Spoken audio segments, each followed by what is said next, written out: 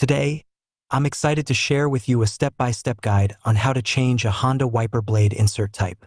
First, raise the wiper arm to make it easier to access the attachment point of the blade insert. 2. Locate the release tab.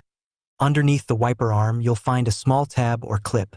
Pressing this tab will release the old blade insert. Once the tab is pressed, gently slide the old rubber blade insert out of the wiper arm.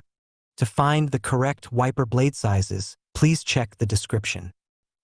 Insert the new blade. Take the new wiper blade insert and slide it into the wiper arm.